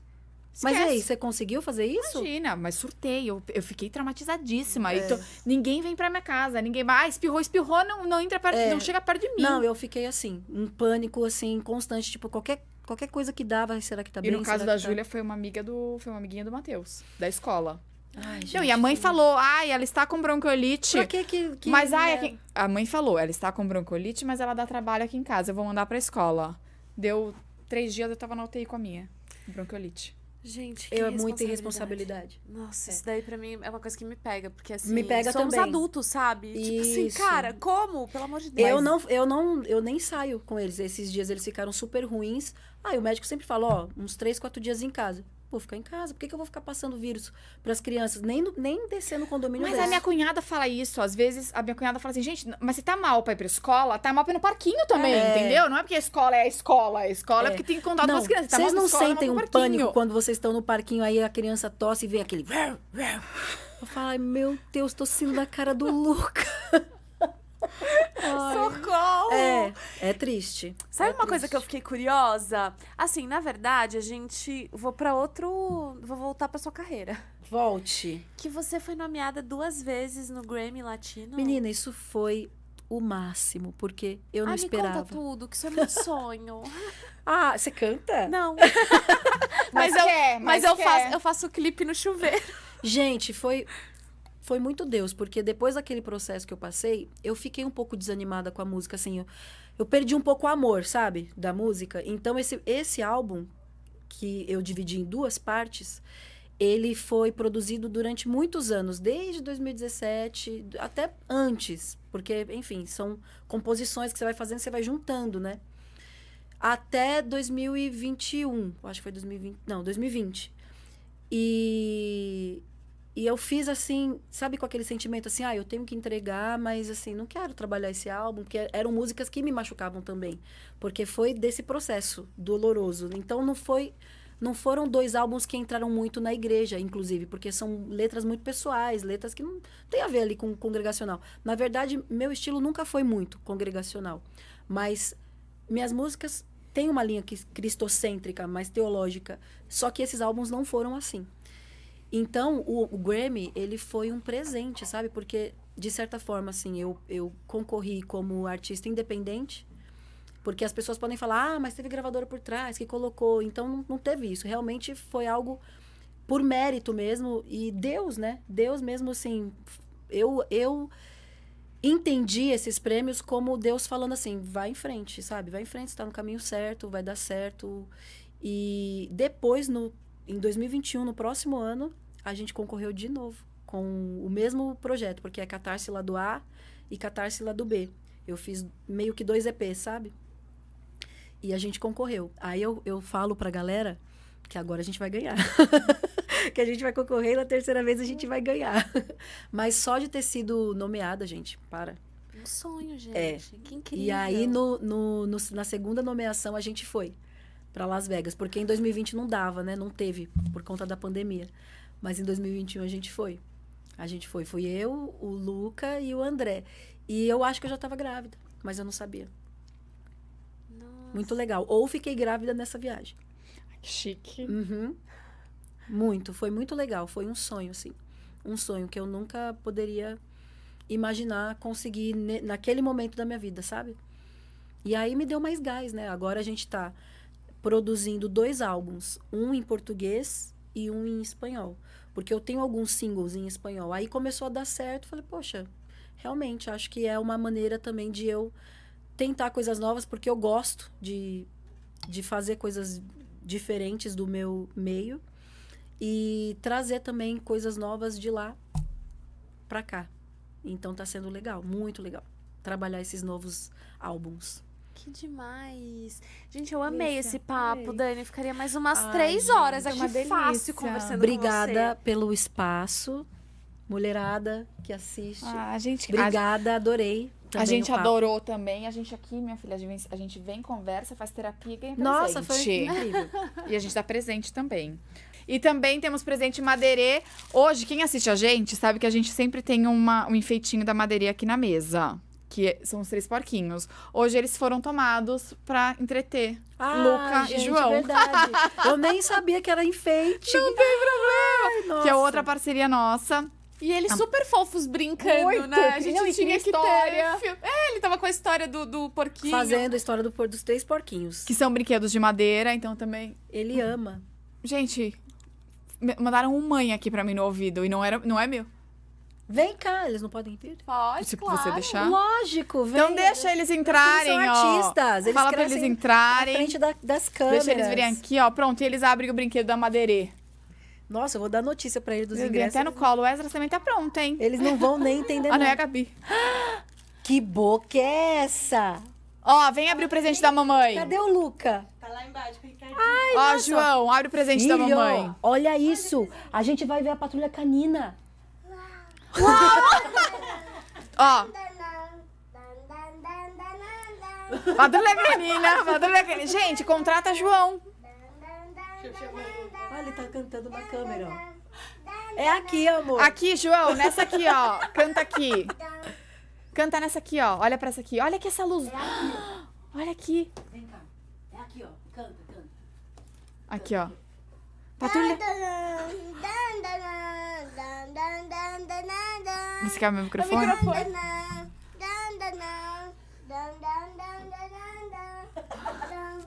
Ó, mais um presente pra vocês. Vem aqui, vem. Quer ver? A mamãe vai abrir e você... Ui, cuidado. Dá pra mamãe. Abre. Filho, você não sabe o que a gente acabou de ganhar. Toma, mamãe. Obrigada, meu amor. Ingressos pro festival que vai estar, sabe quem? Patrulha Canina, Galinha Pintadinha, quem mais? Bolofofos, a Casa Bob da Gabi. Esponja. Turma da Mônica. Não sei se já é. Gente, meu filho ama a Turma da Ele Mônica. ama tudo, ele assiste tudo. E o Cristãozinho. A gente vai ver se eles também vão, tá?